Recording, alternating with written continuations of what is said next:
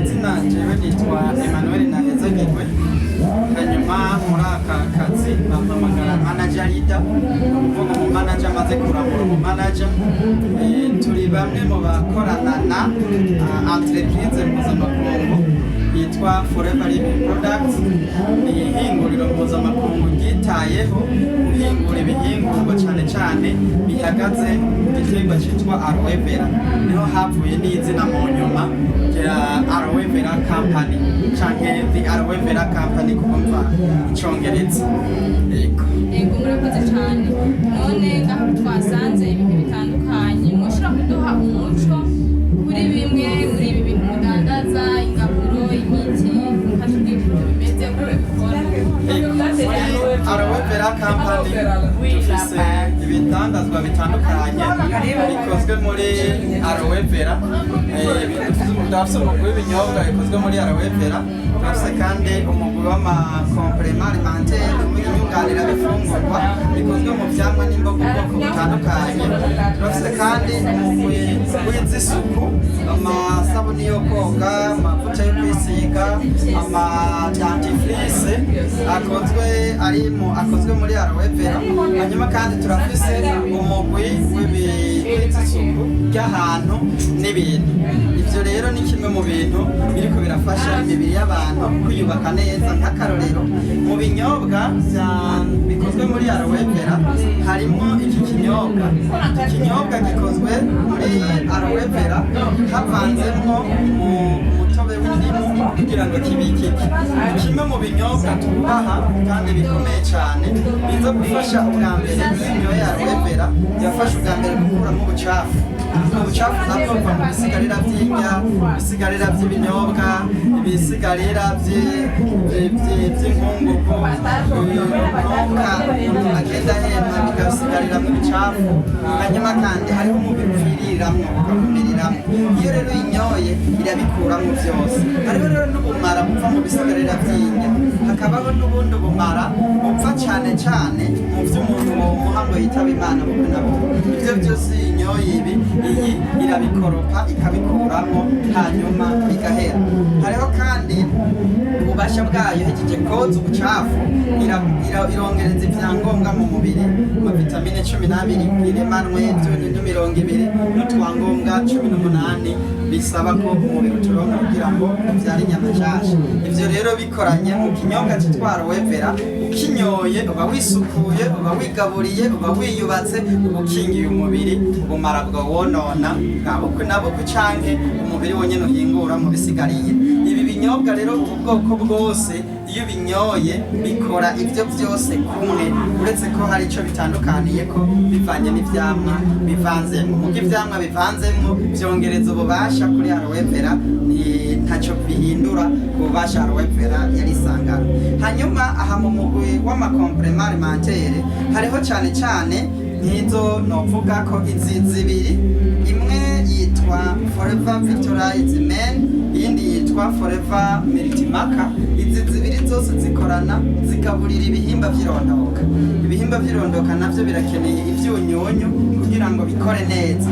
Iyi rero nka Victorize Men iza gufasha cyane kugaburira ibihimba vy'irondoka kugira byubatswe. Twari ukubakika ko ibihimba vy'irondoka no gukora ko ibihimba vy'irondoka. Mu kubakika hariho kubaka bwa mbere prostate, hariho kubaka ibijyanye n'ihingurwa ry'intanga, hariho kubaka ibijyanye no gutunganya ingene ibihimba by'irondoka bikorana n'itembera ry'amaraso n'ubwonko. Ivyo rero kubaka neza Victorize Women canke Men irabishobora.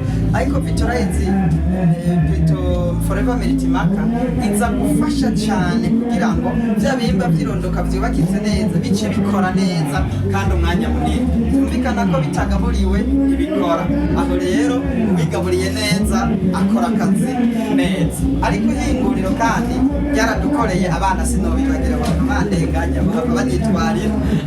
Ryaradukoreye ingaburo ikozwe mu vyamwa n'imboga ubwoko 24 bivanganye cyane cyane ku vitamine n'amasereminero umwana akenera kugira bwa akongera agira akayabago y'ubwa kabiri yongereze ibyangombwa bituma umubiri ukura n'ingoga y'ubwa gatatu yongereze umubiri amagufa ibyangombwa mu magufa atuma akomera umwanya ariko arakura ivyo rero urumva ko ku bana kongereza ibyangombwa muri iki kinjana dukunda ibisoso tugakunda ibiryoshe tukarima cyane birimo amaproduit chimique bigatuma umubiri utaronka ibyangombwa byose byumvikana ko kongeramwo inyunganira bifungurwa ari ikintu gikomeye ikindi kintu gikomeye muri mu mubiri ibijanye n'itembera ry'amaraso ibijanye n'ikora ry'imitsi ibijanye n'ikora ry'ubwonko ibijanye n'ikora ry'inyubako ingena amagufa yijishe ivyo byose biterateranye muri Forever RG Plus urabironkamwo ikomeye rero muri iyi yatowe n'umudokiteri yitwa Fred Morad yahawe agashimwe kubera yatoye ikintu gikomeye cyane gicegereye cyane amaraso y'icyo cyitwa L-arginine mu 1998 yararose agashimwe bita Prix Nobel kubera iyi nyene dufise mu Burundi aha muri foire iriko irabera kuri stade muri iki kibanza kiriko kirakoreramwo Forever Living Products hanyuma muri izi z'isuku harimo amavuta yo kwisiga ubwoko butandukanye ariko muri izi reka mvugemwo nk'uko mwasabye gucana rimwe mvuge mw'isabune iyi sabune yitwa Aloe Hand Soap mugiye igiye kuza izoba yitwa Forever Hand and Body Soap ivyo rero biza gufasha iki biza gutuma iyi sabune iyo uyoze iragaburira urukoba ikagwoza hanyuma igaca ikuzuzamwo ivyangombwa kubera iki ikozwe muri aloe vera ikozwe mu mavuta ya olive ikozwemo kandi jus ya concombre irimo kandi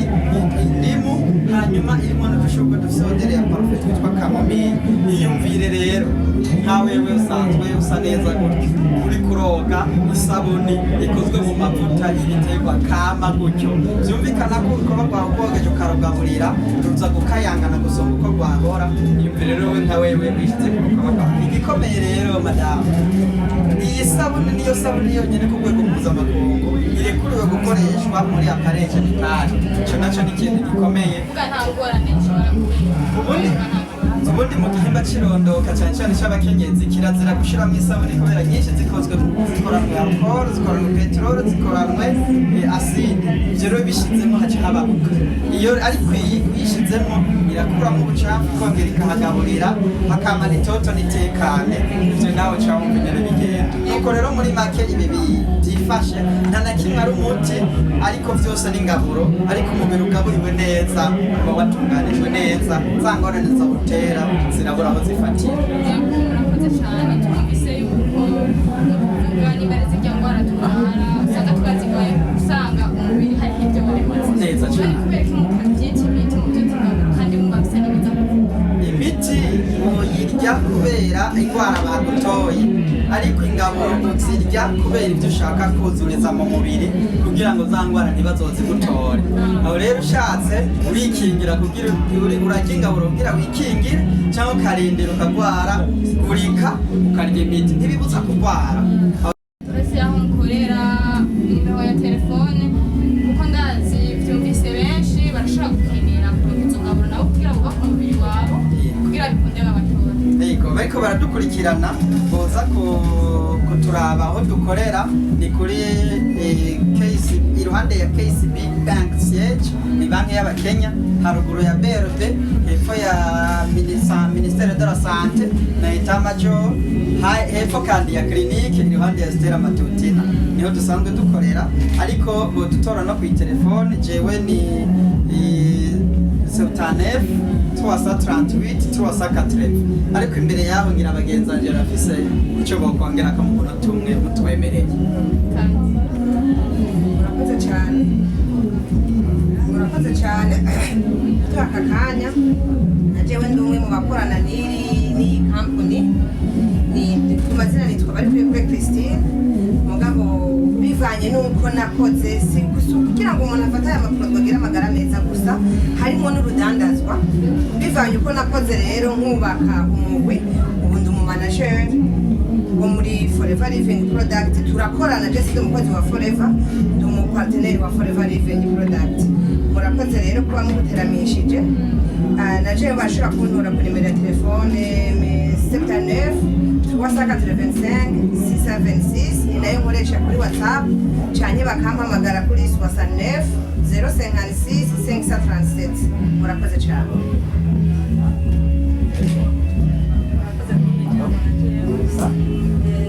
Jewe nitwa Dusabimana Berancille nkaba nkorana na Forever Living Product. Naje sindi umukozi wayo umupartenere, naje nkorana nayo ndandaza no gusigurira no guhimiriza abanyagihugu kugira bagira amagara meza. Nimero ziwanje 68 64 89 42. Murakoze cyane. Yego, reka namwe tubashimire. Hanyuma kuri mikoro yari Joy Classe niyo nshuti. Kameramani ntibagira Big Media. Mubandanye mukurikirana ibiganiro byacu kuri Facebook, muradukurikirana YouTube, Instagram.